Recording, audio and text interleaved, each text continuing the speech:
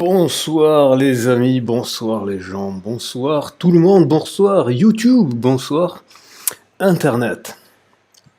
Alors ce soir on va parler des dangers du racisme rationnel. Alors je vais vous lire un extrait de l'excellent livre The Logic of Life, ou en français dans le texte, La logique cachée de la vie, qui a été écrit par un économiste, Tim Hartford, et que je vous recommande très très fortement. Alors ce que je vais faire, c'est que je vais lire, puis je vais faire une petite explication, un petit résumé de ce que je vais lire pour les gens qui ne parlent pas anglais. Il faut savoir que le livre existe en français, et vous pouvez le trouver.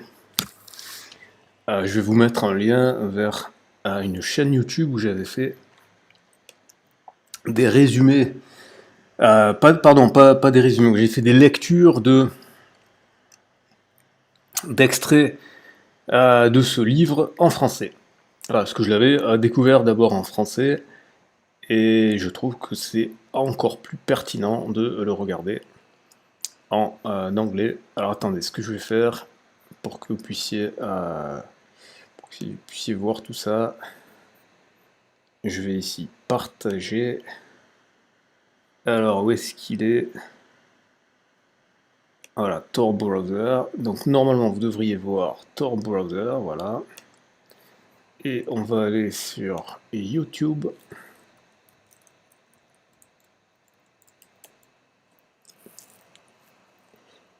Et on va aller sur la chaîne.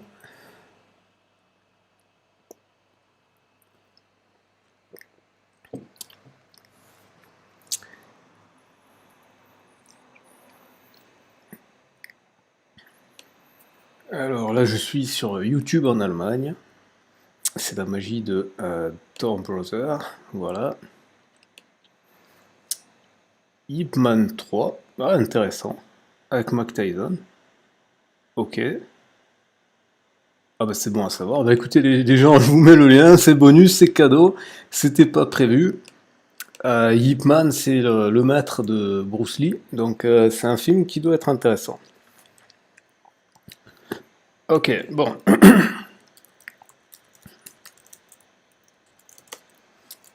La logique cachée de la vie, voilà. Voilà, donc je vous mets ici la playlist et vous aurez à chaque fois dans la description le lien pour récupérer le livre, ce que je vous recommande très fortement. Voilà, alors, on est parti. On va revenir sur le livre. Tim Hartford, La logique cachée de la vie, The Logic of Life. Et ici on va voir donc The Dangers of Rational Racism. Alors je vérifie que vous voyez bien l'écran, ouais. Mettez dans le chat ou dans les commentaires si vous voyez cette vidéo en rediffusion les mots de vocabulaire que vous ne connaissez pas. Parce que je ne vais pas traduire à la volée, je vais vous le lire et ensuite je vais vous faire mon résumé à moi. University of Virginia, 2003. Some students at the University of Virginia have signed up to earn a bit of easy money by taking part in a classroom experiment devised by economists Roland Fryer, Jacob Gurry, and Charles Holt. The experiment seems like a funny little game, but the result is anything but funny, as a group of idealistic university students begin to behave in ways that frustrate and outrage one another. The experiment divided students into roles, employers and workers. The workers were randomly assigned one of two colors, green or purple.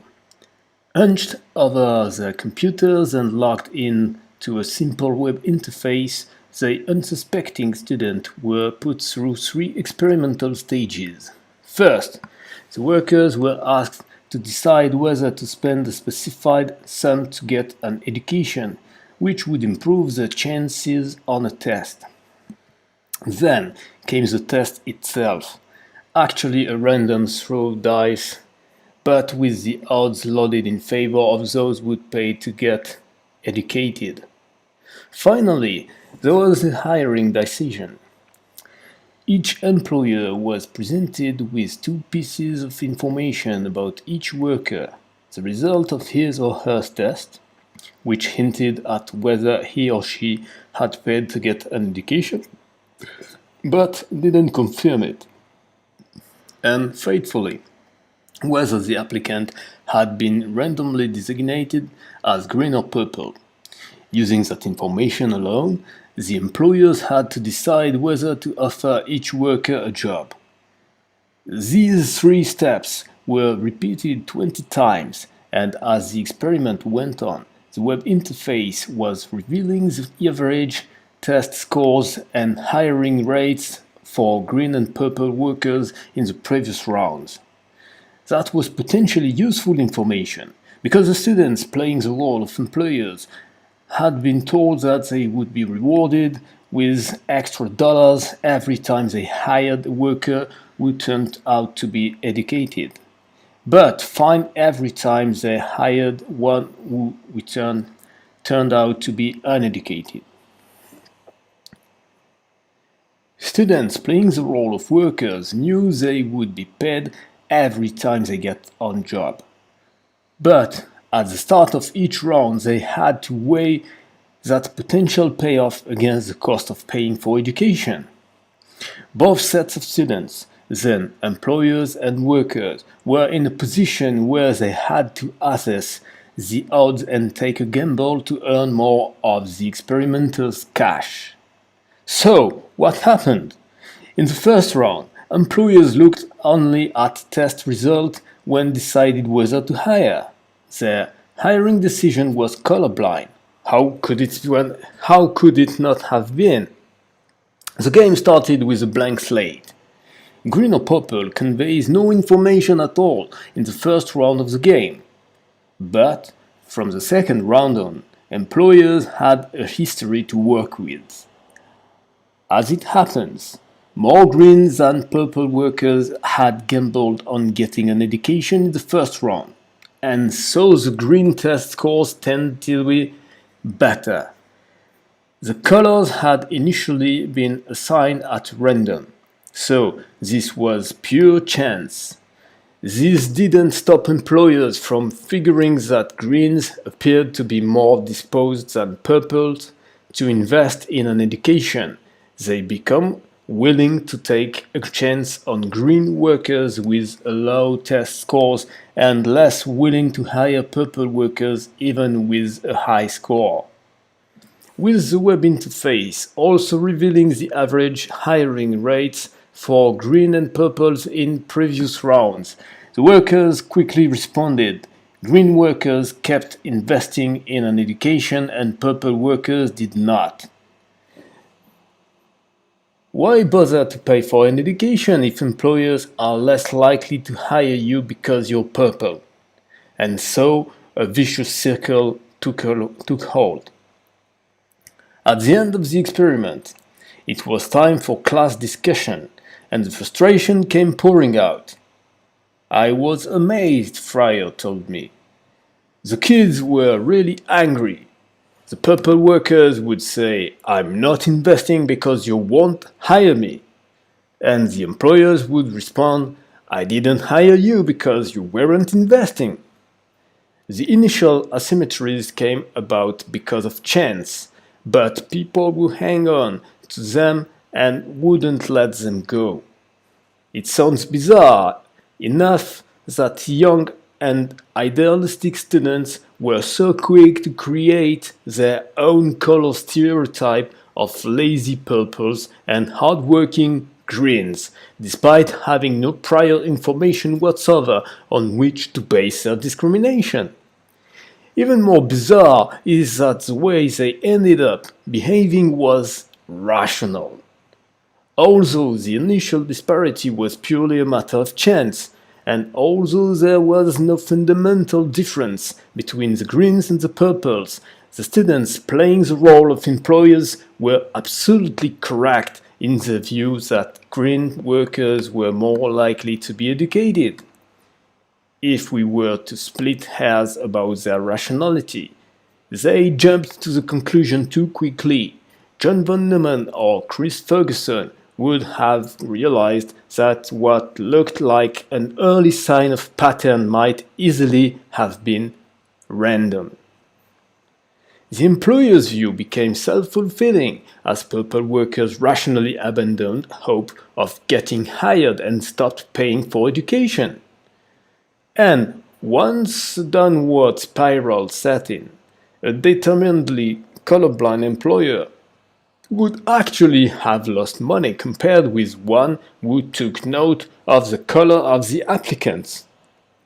Fryer and his colleagues had witnessed the emergence of racial inequality, of stereotyping, of treating people as members of a group rather than as individuals in their own right, and of the systematic abandonment of hope by the purple workers.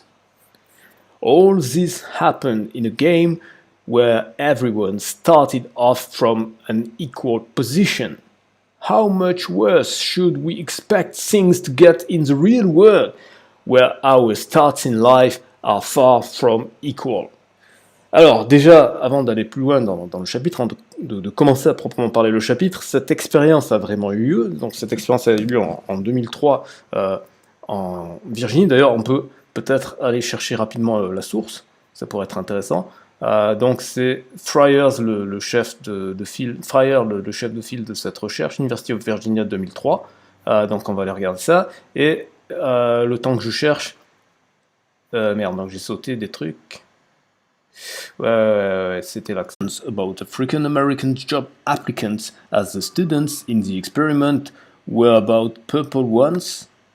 Isn't it possible that real employers are colorblind and the only reason that fewer African Americans get good jobs is that fewer African American applicants are well qualified?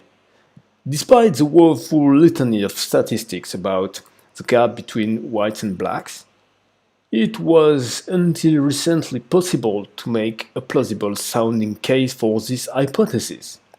Then, a pair of economists came along with a devastatingly simple experiment that utterly destroyed it.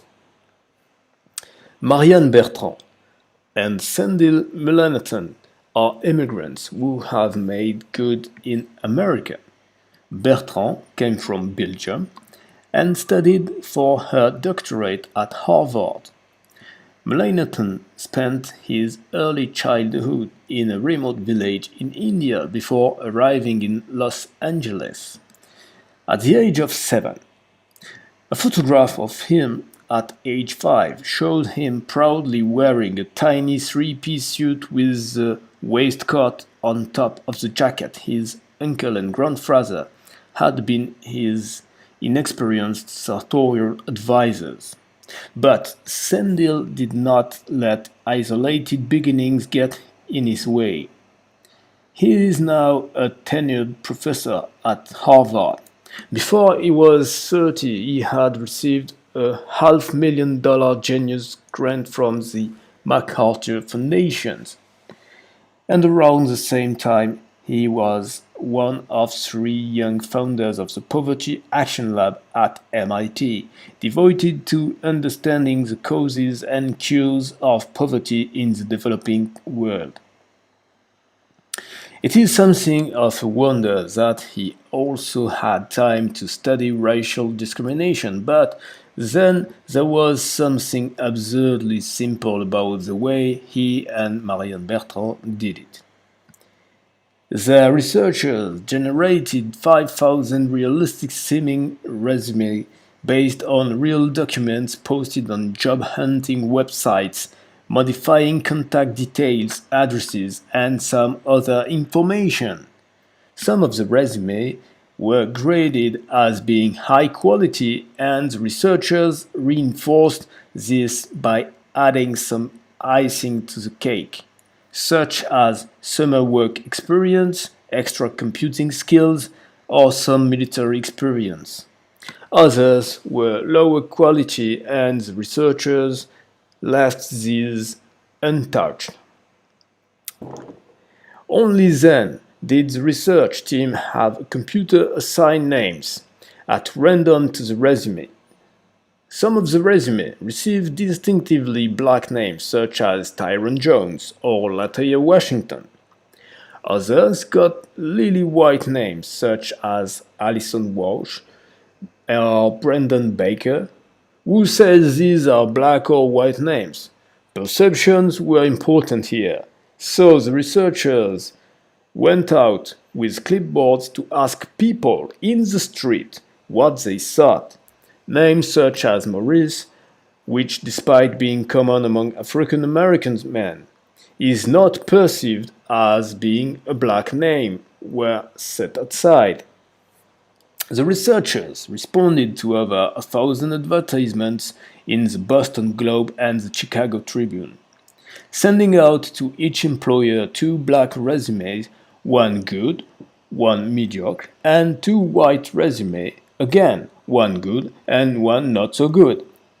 Any difference in callback rates could therefore only be attributed to one thing: the name of the applicant.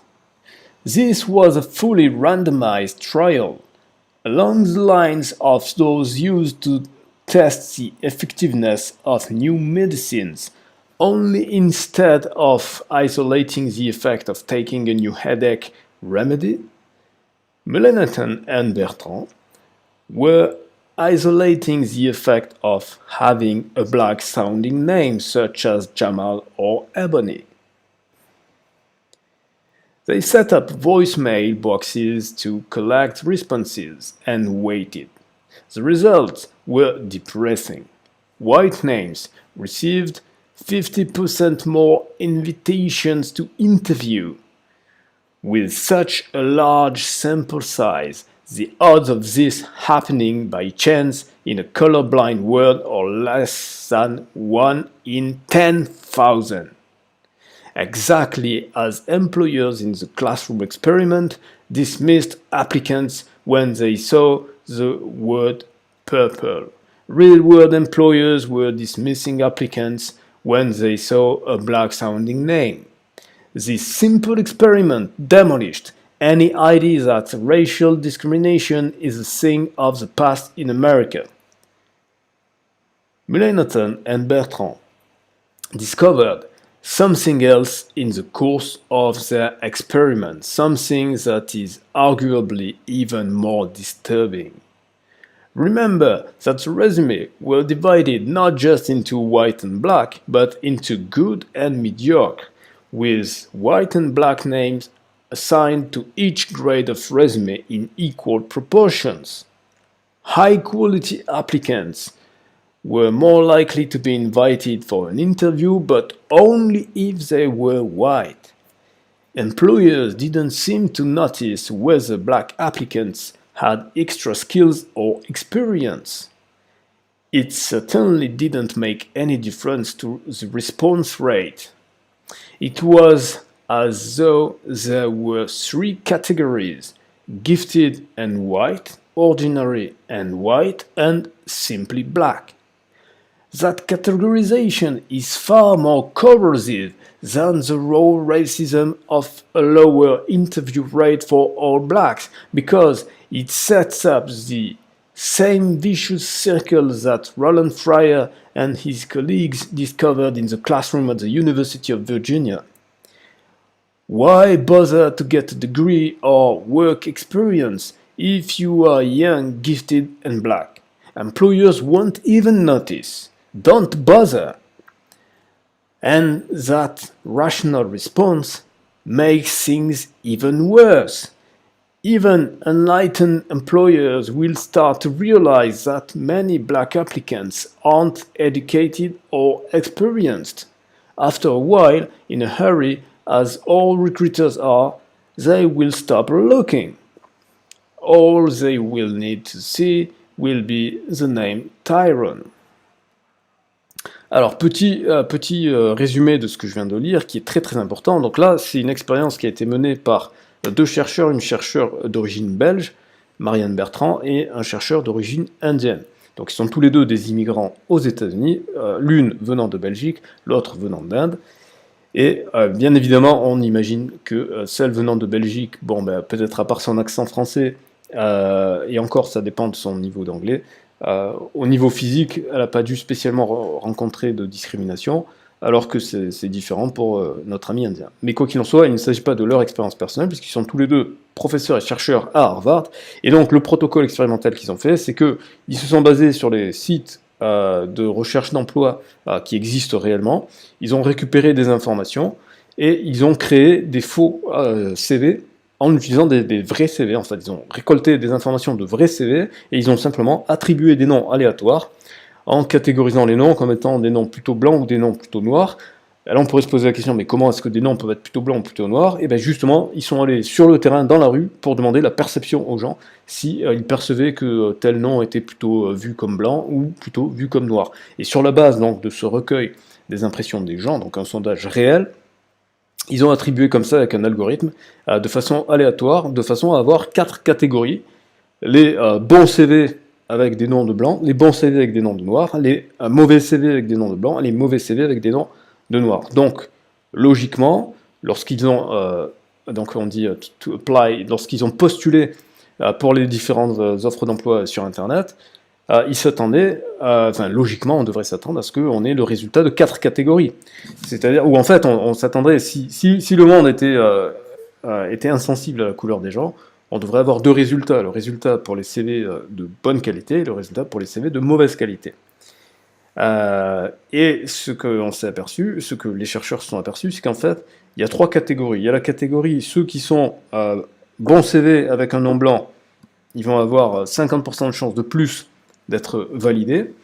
Ceux qui sont mauvais CV et qui sont blancs, qui vont, bah, voilà, ils vont moins bien être acceptés que ceux qui sont bons CV mais qui sont blancs, mais en fait, ils vont quand même être mieux être acceptés que n'importe quel CV de noir. C'est-à-dire que l'expérience a montré qu'en fait, les employeurs ne regardent même pas la distinction entre quelqu'un qui a un CV de qualité mais qui est noir et quelqu'un qui a un CV de mauvaise qualité et qui est noir. C'est-à-dire qu'il va regarder tout de suite le fait qu'il soit noir, ça va éliminer le choix par l'employeur. C'est-à-dire que l'employeur va faire, alors que normalement, il devrait faire 4 catégories ou 2 catégories, il va en faire 3. La catégorie blanc de qualité, blanc pas de qualité, et tout simplement noir. Ce qui fait que, en fait, un noir qui aurait un bon CV et un noir qui aurait un mauvais CV, bah, le noir qui a le bon CV, ça lui sert à rien d'avoir fait des études, ça lui sert à rien d'avoir de l'expérience professionnelle, puisque son CV va être traité exactement de la même manière que s'il avait rien foutu et qu'il n'avait pas d'expérience, qu'il avait un CV de merde.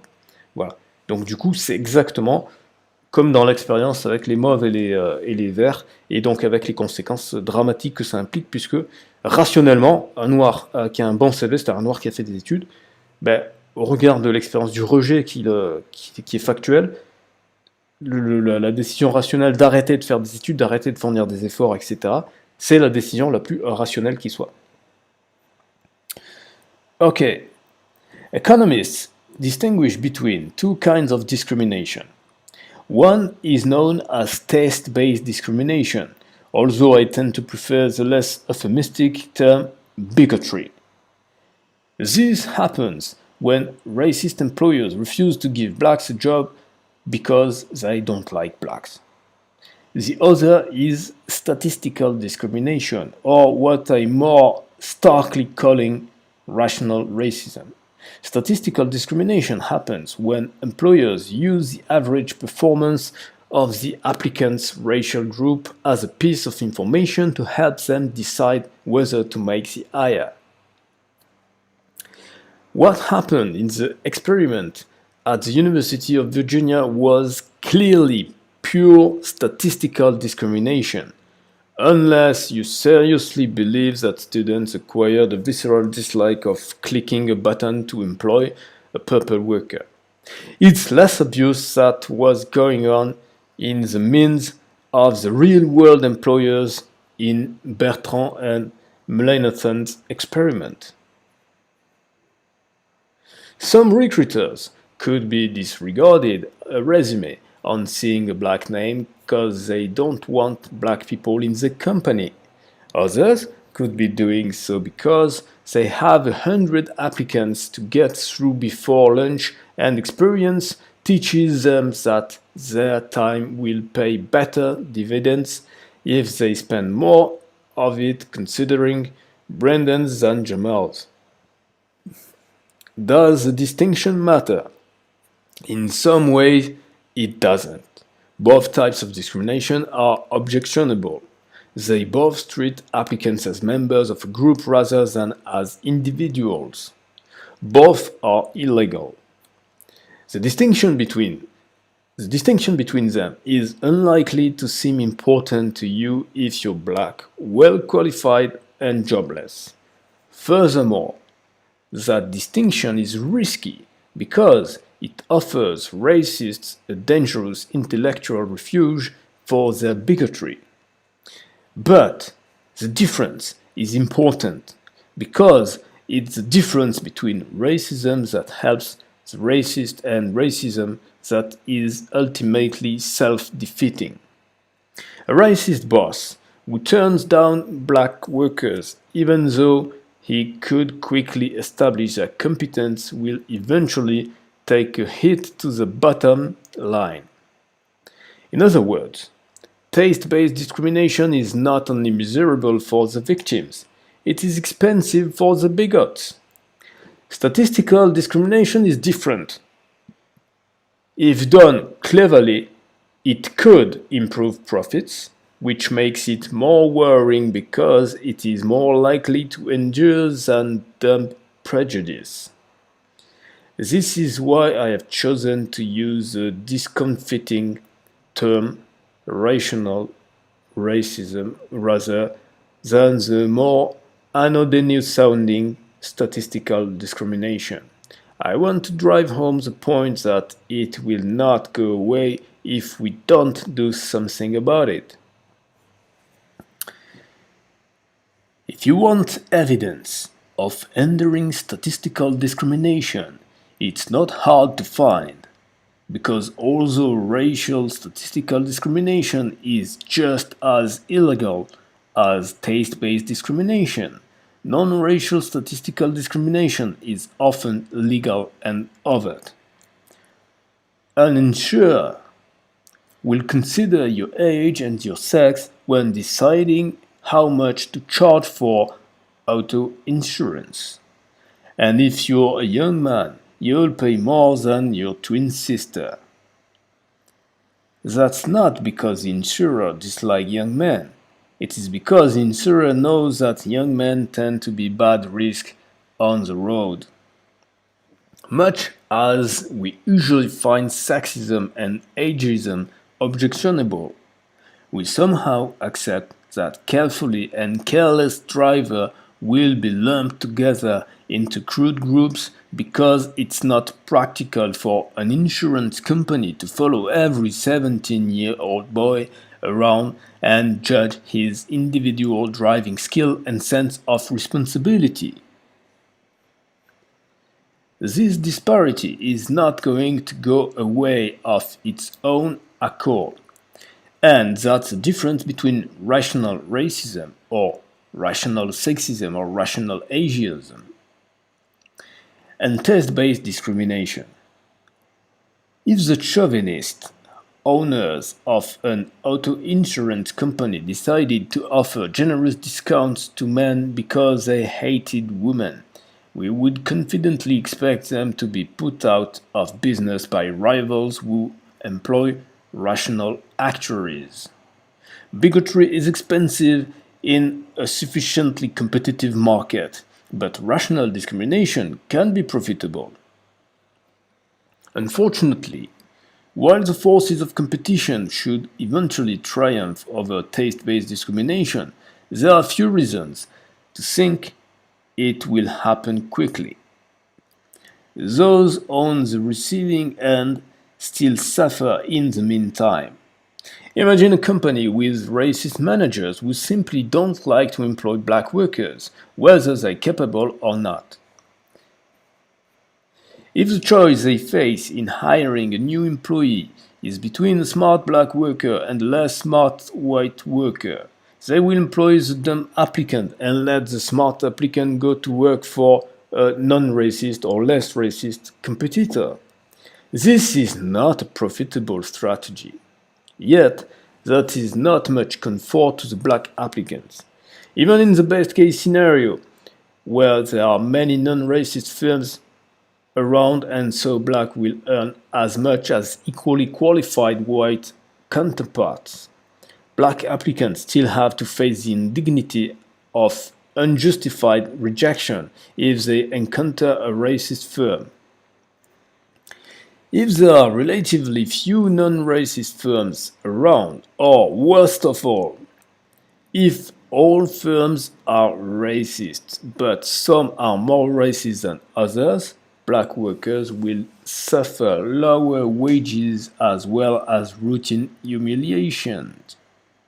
It's true, the market forces will funnel profits towards the less racist firms, and racist managers will eventually fall for of irate shareholders or the bankruptcy courts. But the racist might be hurt far less than their victims. So you shouldn't hold your breath waiting for it to happen. Je bois un petit coup.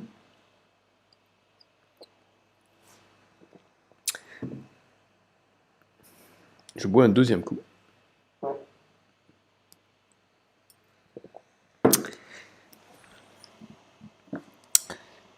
To find out who suffer most from bigotry, we turn to, yet again, Gary Becker. Becker used a simple mathematical model to get a sense of the likely balance of effects. His estimates suggested that while discrimination hurt the income of both the racist and the victim, how serious the economic effects were depended on the size of the minority group relative to the majority. In America, only 12% of the population classify themselves as black or African American. That means even modest discrimination by whites would have serious economic effects on black. By the same token, even serious bigotry from the white majority would not damage white incomes very much, and competitive pressures could take a long time to favor the more enlightened companies. Becker contrasted the situation with the apartheid regime in South Africa, where the black who were ruthlessly discriminated against made up around 80% of the population, as well as being a moral outrage.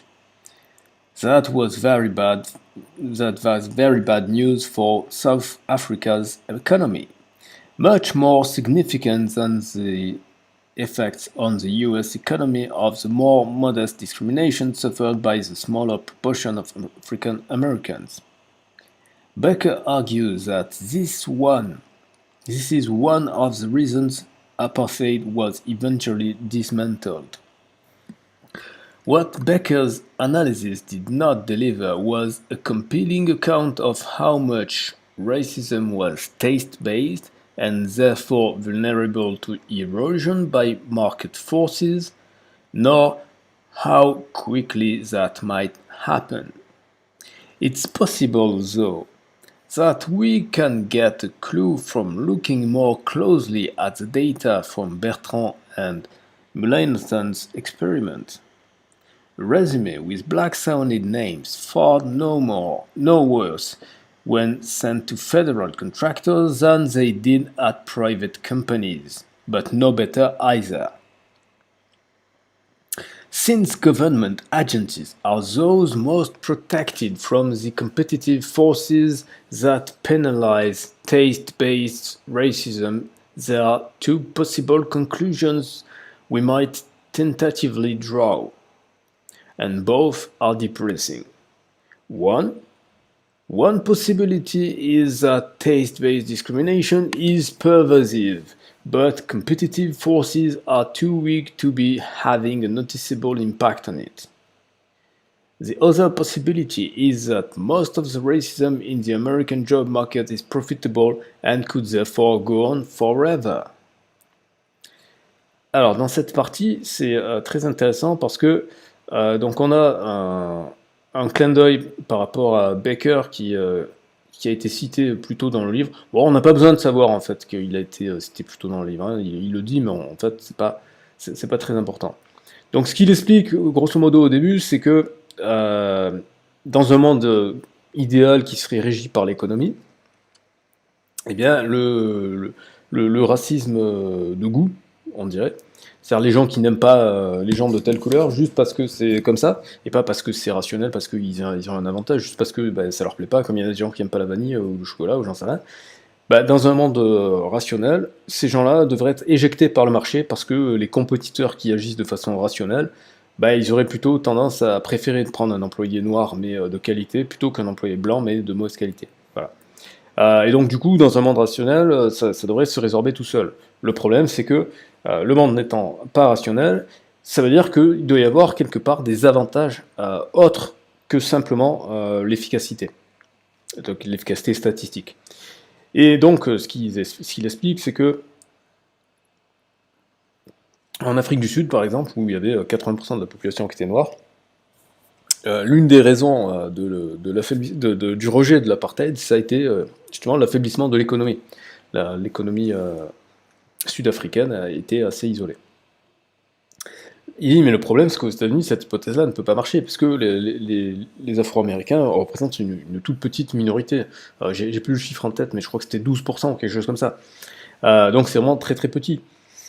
Et il se dit, mais dans ce cas-là, il faut regarder plus en détail les données qui ont été recueillies par Bertrand et Muley-Nathan.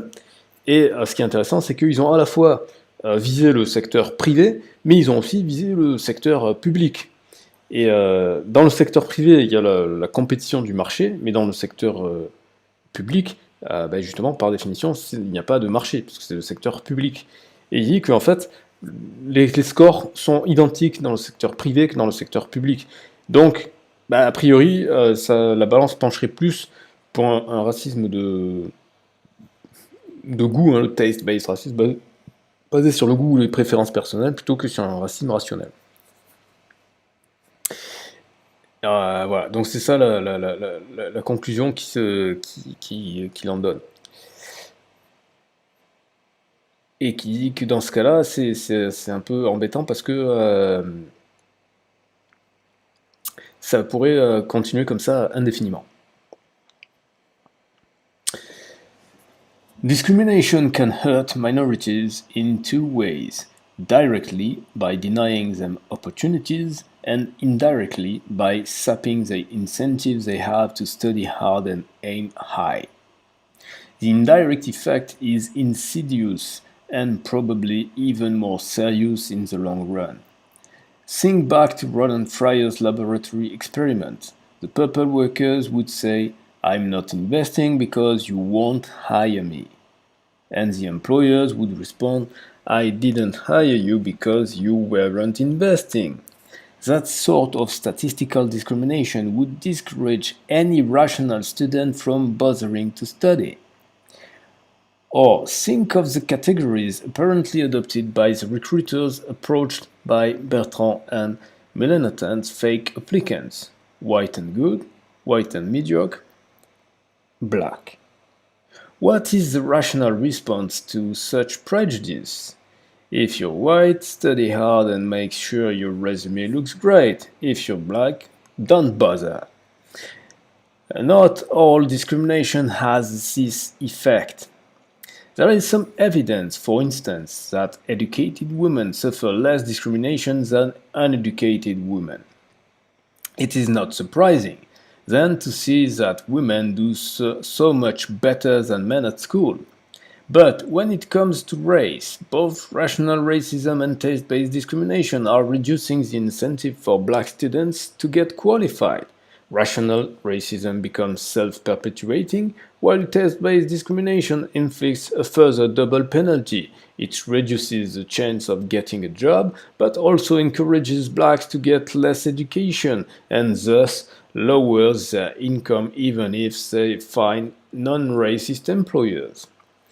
And it's not as if discrimination is the only obstacle faced by young African Americans today. So, two is the difficulty of making good from poor beginnings. The green and purple workers started the experiment on an equal footing, but African Americans have never had a level playing field.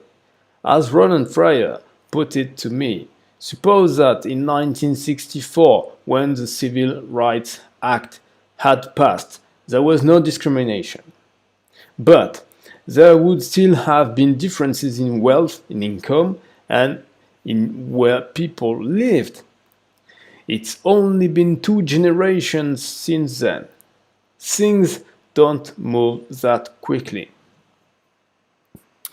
Along with Stephen Levitt, the co-author of Freakonomics, Roland Fryer has extensively studied the education of young African American kids to see how serious a handicap results from a deprived start in life. They found that black children start off at a disadvantage not because they are black, but because they are more likely to come from a difficult family background. The families tend to be poorer, for instance, and have fewer children's books in the home. Adjust for those characteristics, and the difference between kindergarten students disappears. Black children and white children with similar family background characteristics start school at similar levels of achievement. Fryer and Levitt wrote in an article in Education Next in the autumn of 2004. The differences some commentators naively put down to race are in fact due to differences in class, health, parental education, and wealth. There is a huge gap between black kids and white kids arriving at kindergarten, but it is not a racial gap, it is a social one. Yet, even that limited form of equality does not last. Black kids fall behind white kids with a similar background after just a few months in kindergarten. And the disparity continues to widen over time until the difference between the average black student and the average white student becomes the difference between the average 4th grader and the average 8th grader. Could this simply be the result of bad schools? At first, Fryer and Levitt thought so, but as their research progressed, they had to abandon even this explanation. A more convincing reason is that the kids are rational, knowing that they will face a hostile job market just as the purple workers knew they were facing a hostile job market, they do not bother to study. If that were the only thing holding back African American students at school, it would be worrying enough. The iron logic of underachievement is all the more difficult to break because it makes rational sense. But there is yet another example of rationality creating a self-perpetuating vicious circle for African American students. One that is as disturbing and controversial as rational racism from employers. It is the phenomenon of acting white.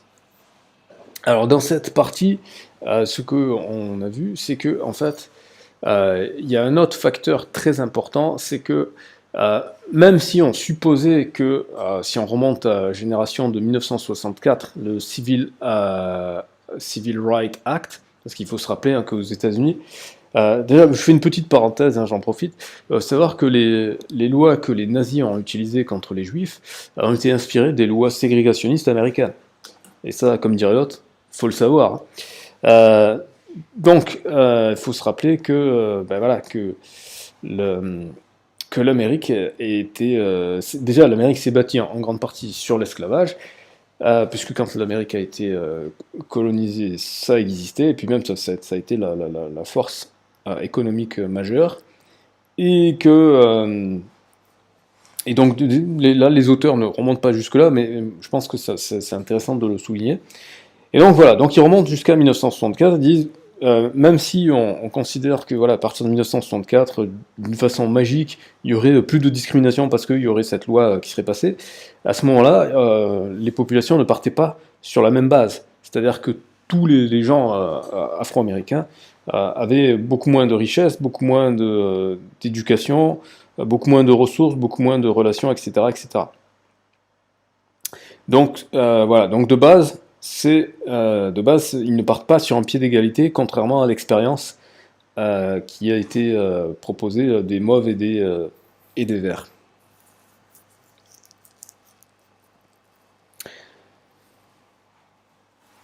Donc déjà, il y a cette inégalité d'un point de vue social, c'est-à-dire toutes les caractéristiques autres que la couleur de peau. Et ils expliquent que donc ça, on le retrouve dès le jardin d'enfants, un kindergarten, et que ça s'accroît au fur et à mesure parce que avec donc ce qu'on a dit précédemment, les expériences qui ont été faites précédemment, que les élèves blacks vont subir plus de discrimination et donc du coup vont être tentés de faire comme les travailleurs violés, d'abandonner en fait, puisqu'ils ne sont pas récompensés pour leurs efforts, bah de se dire rationnellement que ça ne sert à rien de fournir des efforts et donc du coup de tomber dans la prophétie autoréalisatrice qui fait que leur catégorie, leur groupe social sera considéré comme étant inférieur et donc encore plus discriminé. Donc là, ce qui est mis en avant, c'est le facteur de différenciation sociale.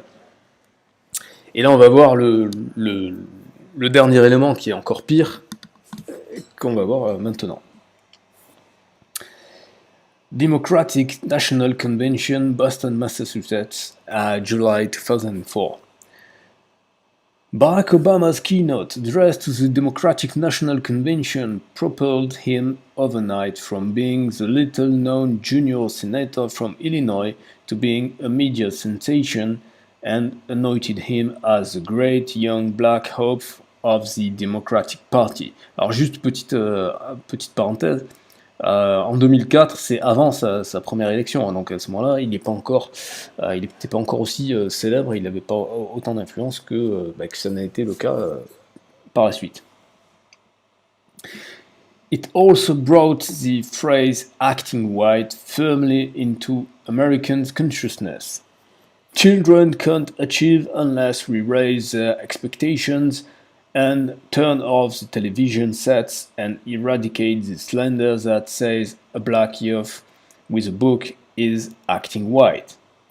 Acting white is the controversial idea that studious black kids are regarded as traitors to the race and systematically pillared by the peers or perhaps by the parents or other role models. It is a modern example of an older school of thought that what is really holding African Americans back is African American culture. That's a hard thing even to say.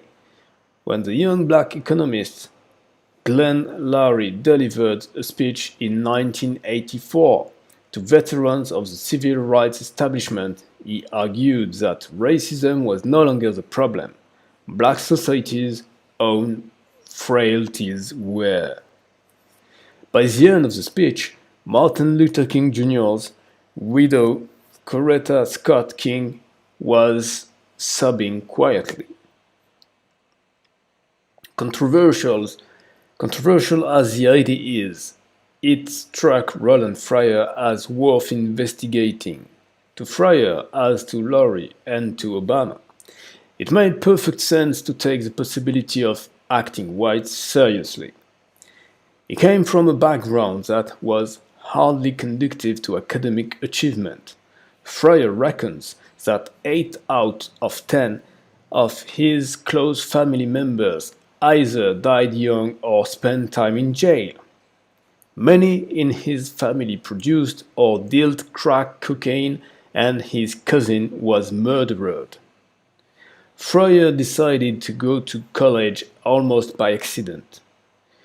When he was 15, his friends wanted him to go with them on a burglary, but he begged off, having lost his nerve after being harassed by white police officers earlier that day. His friends did the burglary and ended up in jail. Fryer decided to study. Far from being a source of pride, his newfound academic enthusiasm simply seemed to be a threat to those who should have supported him. In an emotional conversation with the writer Stephen Dubner, Fryer recalled his own father's response to his scholarship at the University of Texas. "I don't care how much education you get or how successful you become, because you'll always be a nigger." That bitter reaction was in stark contrast to the encouragement Fryer received from his colleague at Harvard. Fryer recalled to me that when Dubner's article exposed Fryer's past to anyone who picked up the New York Times magazine, I didn't know what my colleagues would think, but the response was one of being embraced. For the first time in one's life, I thought, I can be myself. Wait a moment, though. It might be politically astute for Barack Obama to condemn acting white, and the acting white idea that studious black kids like the young Glenn Lowry or the young Roland Fryer are being held back by the disapproval of those around them clearly matched Roland Fryer's own experience of growing up. But where's the proof? Various academics had examined the phenomenon of acting white, pinning it down as a tendency for studious or smart students to be bullied or lose out on friends to a greater extent if they were black than if they were white. However, serious quantitative research, which investigated how popular the more and less successful students actually were, suggested that acting white was simply a myth. Fryer was not so sure. The previous researchers hadn't considered the basic incentives of the kids being scrutinized. If a researcher with a clipboard comes up and asks you if you have any friends, are you really going to tell him the truth? Asking 12-year-olds how popular they are is tantamount to asking them how much sex they are having. Fryer has remarked. You're going to get an answer, but it's probably not going to be the right one. Fryer instead used a survey of 90,000 students that asked each student to name her friends. Instead of judging a student's popularity by how many friends she claimed to have, he looked at how many other kids had that student on the list. His results were crystal clear. White kids with good test scores find themselves on a lot of other students' lists of friends. But black kids, and Hispanic kids too, have more friends if their test scores are middling. Acting white is not a myth. So much for the proof that this phenomenon exists. What do we make of it? Using acting white as a term of abuse looks like quintessential irrationality. Those who acknowledge it usually blame it on cultural factors. If you're on the left, the acting white slur is the response of a scared, psyche to a racist society. If you're on the right, you might prefer to speak of a victim complex. It takes an economist to realize that the ostracism inherent in acting white, while tragic, is perfectly rational. Here's why. To a typical white student, studying hard does not offer an escape route from the society that surrounds him. His parents, extended family, and peers are holding down the kind of jobs that come from an education. But as long as African Americans remain disadvantaged and clustered together in ghettos, a black student who studies hard is acquiring the ability to escape from poverty, crime, and deprivation, and from those around him. That may not be popular.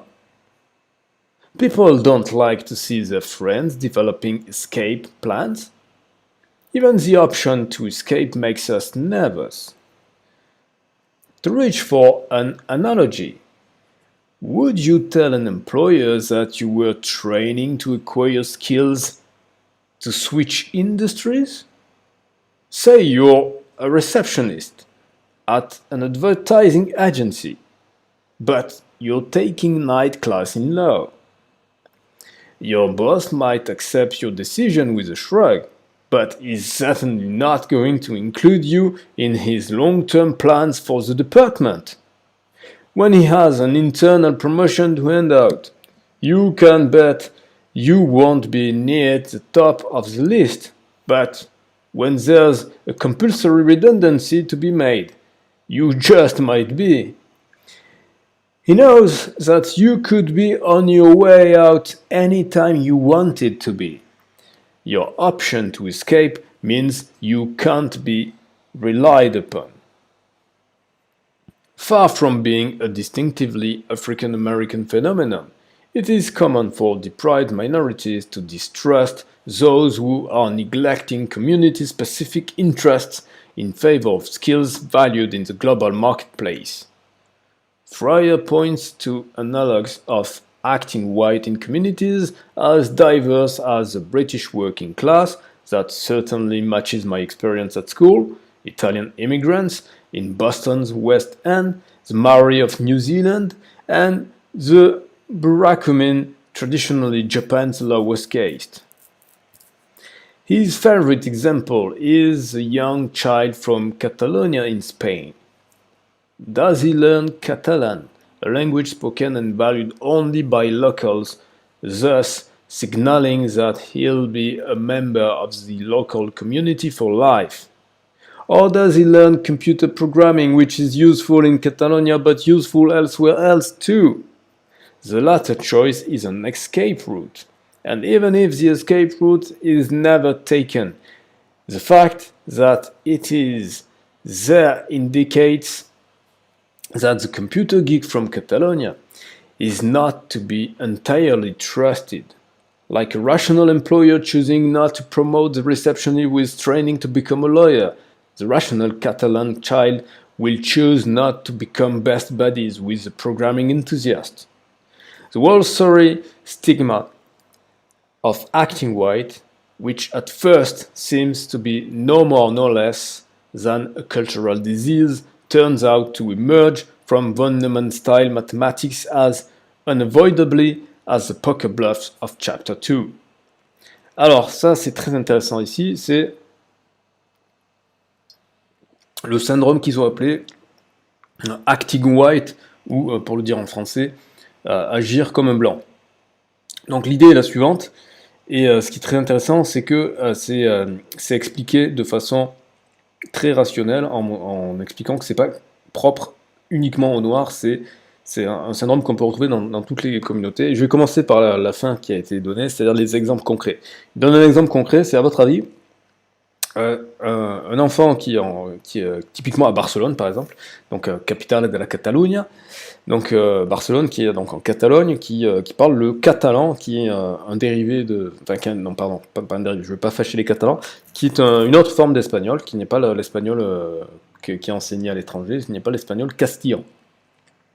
Et pour la Catalogne, c'est très très important parce qu'il y a des revendications de séparatisme, un peu comme bon, la Bretagne moins, mais plus comme la Corse, par exemple. Voilà.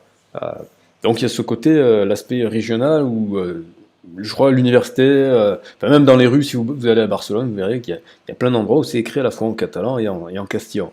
Donc le fait de parler le catalan, c'est un marqueur fort.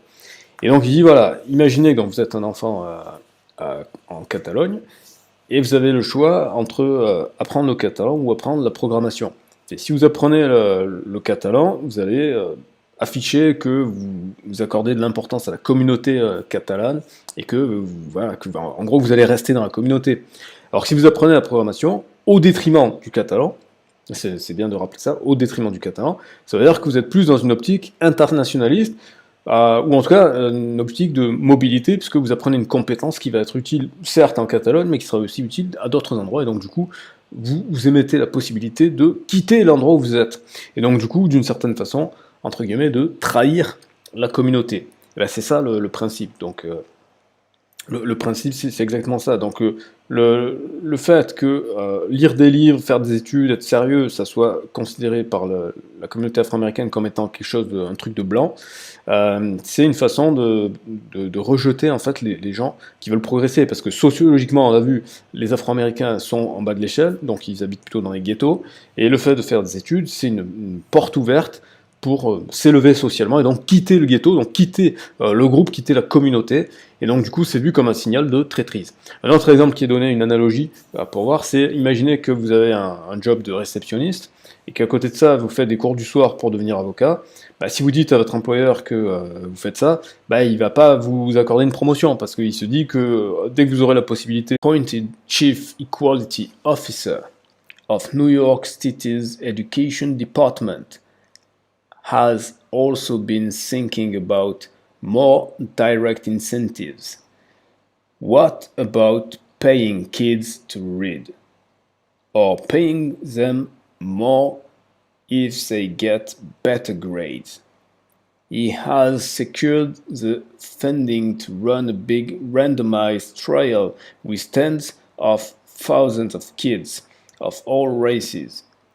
Some kids will be paid for their own achievements, say $2 to read a book. Others won't be paid at all.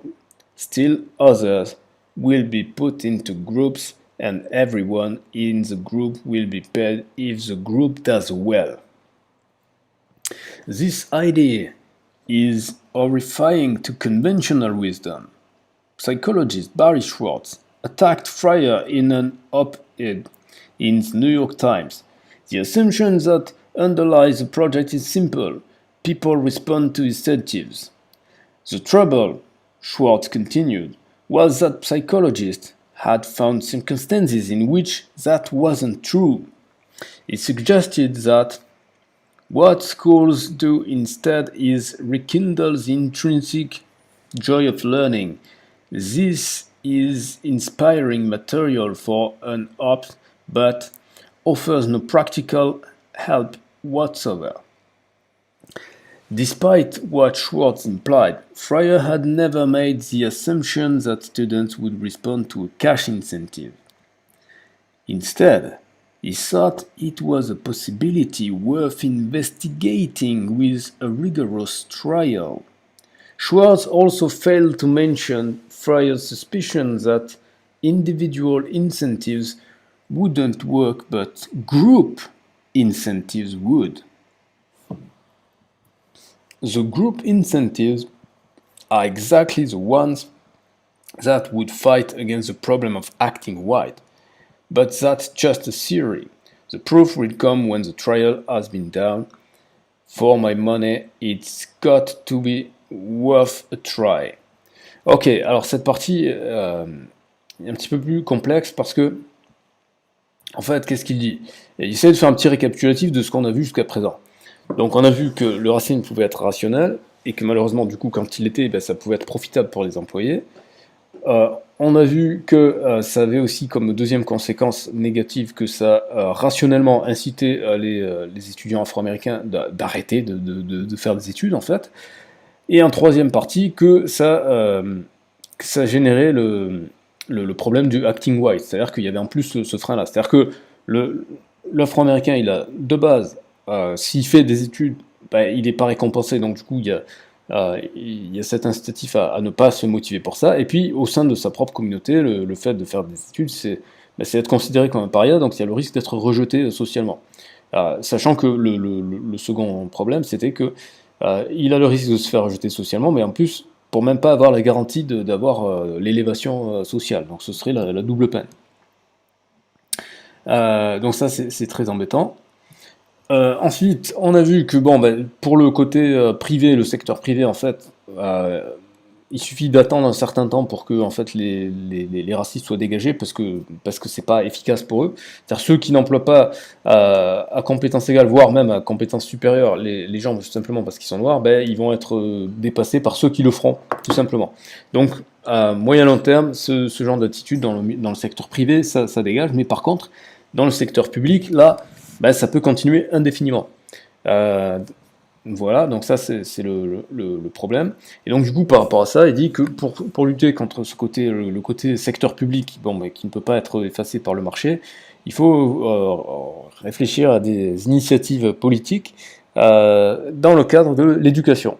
Et c'est là que Fryer a mis en place un protocole expérimental de faire trois groupes. Un groupe de gens qui vont être payés 2 dollars pour lire des livres, un groupe qui va pas du tout être payé, mais qui aura juste la consigne de lire, et un autre groupe qui va être payé, mais au lieu que ça soit individuellement 2 dollars, c'est le groupe qui recevra des récompenses si la majorité des membres du groupe lisent les livres en fait. Et donc l'hypothèse de Fryer, c'est que l'effet de groupe pourrait supprimer le côté acting white. Ok, alors passons à la partie suivante. You might reasonably expect that acting white would be a bigger problem in ghettos than in less segregating areas. So you would think it's unequivocally good news that segregation of blacks from non-blacks has been falling sharply since 1970 and is now at its lowest level since 1920. But things don't seem to be that simple.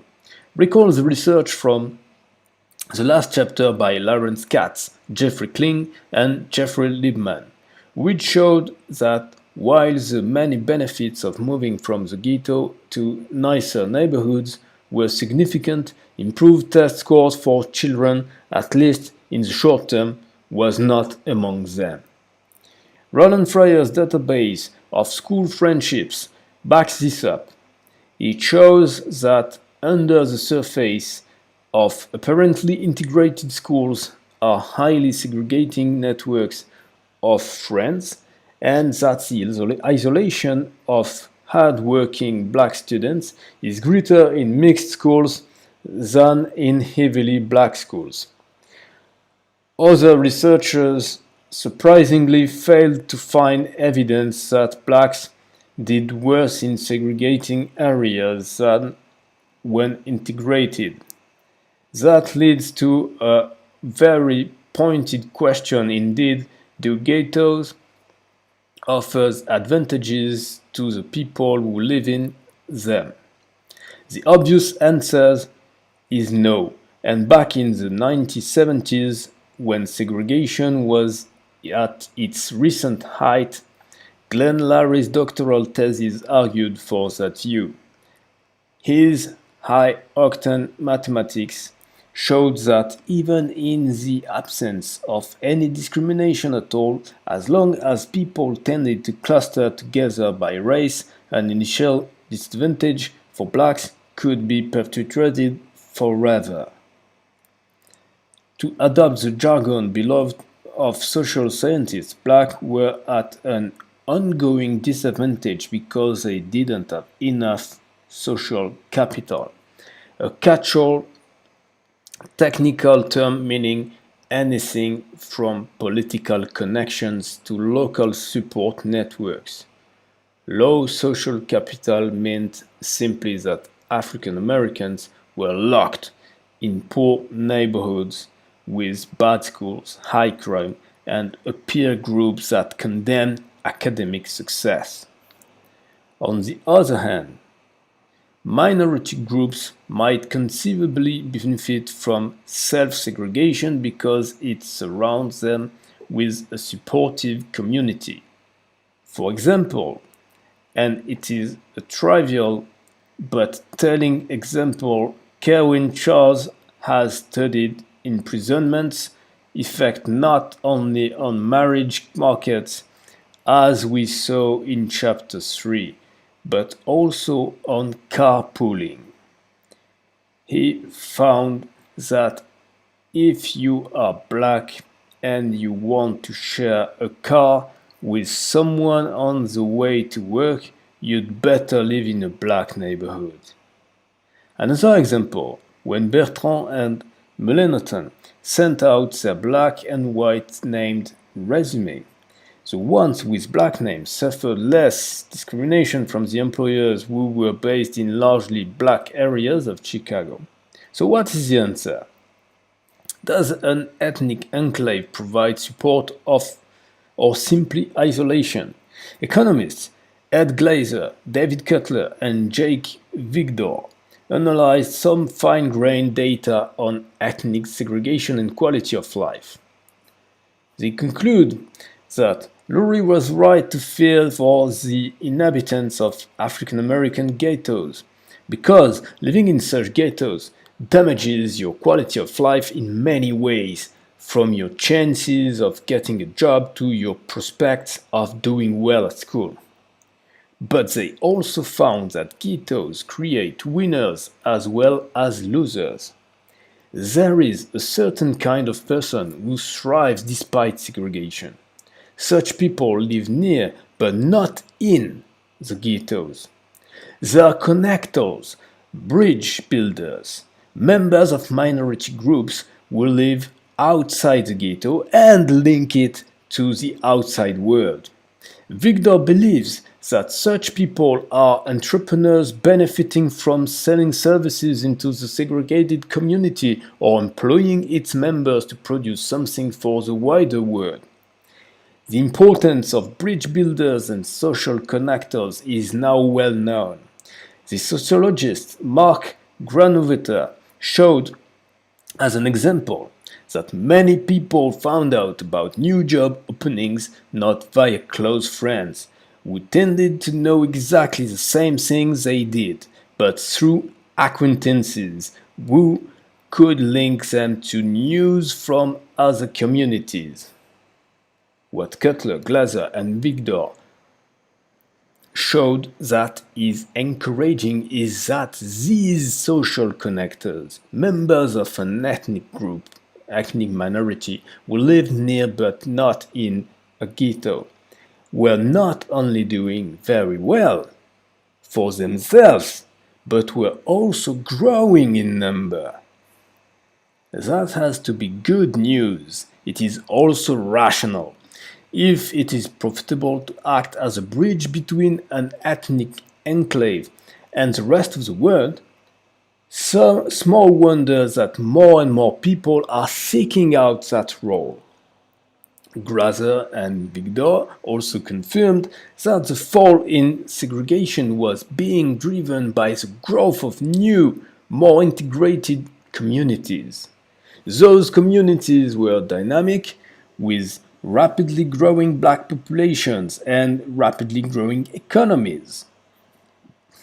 Places that showed little improvement between 1990 and 2000, including Detroit and New Orleans. Places that showed a marked fall in segregation included boomtowns such as Las Vegas, Phoenix, and Austin. In other words, segregation was not being eroded because the old ghettos were becoming integrated, but because more and more African Americans were finding jobs and homes in traditionally white communities. Just as market forces may eventually undermine taste-based discrimination, so the impetus of economic growth in dynamic cities is providing an unexpected solution to the age-old problem of segregation. The question then becomes how to get more of that dynamism and in more places. How do you help city economies thrive? We'll hunt for answers in the next chapter. Voilà les amis, c'est la fin de ce chapitre 6 sur les dangers du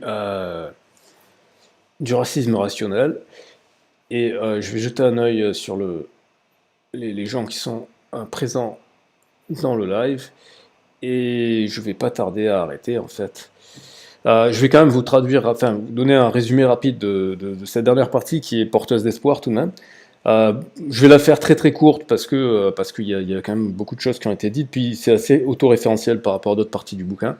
Je vous recommande très très fortement de récupérer le bouquin. Je vais vous mettre le lien direct vers le bouquin, comme ça vous permettra de... je vous mets le lien vers le bouquin en français bien entendu. Si vous êtes bon en anglais, je vous recommande de prendre la version originale, c'est encore mieux. Mais si vous n'êtes pas bon en anglais, prenez la version française, c'est très bien aussi. Hein. Ça a été très bien traduit, il n'y a pas de souci avec ça. Donc voilà, le livre, La logique cachée de la vie. Ah ouais, merde, il m'a mis le... Ça c'est con, ça, il m'a mis le...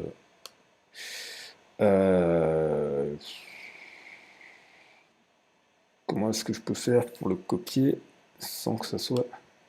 Ouais, je vais le faire comme ça. Je vais le faire comme ça, parce que là, il m'a mis tout le lien de 3 km. Ouais, voilà. Voilà. Donc là, vous avez le lien direct dans le chat. Ok, et je vais le rajouter dans la description. La logique cachée de la vie. Voilà, comme ça, vous l'avez. Voilà. Alors, donc, je disais, je vais vous traduire rapidos. Donc, en gros, enfin, je vais la faire très très simple, puisque là, il commence à être tard. Pour moi, il est 1h30, là. Donc,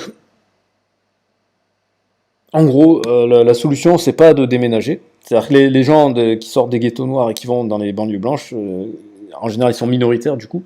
Mais en fait, ça se passe pas très bien. Au début, ça se passe bien, mais sur le long terme, c'est pas terrible. Et la solution, en fait, c'est d'être un connecteur, c'est-à-dire de ne plus être dans le ghetto, mais de ne pas être forcément dans une communauté blanche, d'être entre les deux, et de faire la jonction entre les deux mondes, en fait. Voilà, c'est ceux qui font les passerelles, les connecteurs, c'est ceux qui ont la plus forte croissance, et ceux qui permettent d'aider le mieux la communauté. Voilà, donc je l'ai dit très simplement, sachant qu'en plus, c'est un principe général, les intermédiaires sont toujours ceux qui s'enrichissent le plus. Voilà, ce sera le mot de la fin, et je vous dis à très bientôt pour une prochaine session. Rejoignez la newsletter, rejoignez le canal Telegram, et voilà. Salut Internet.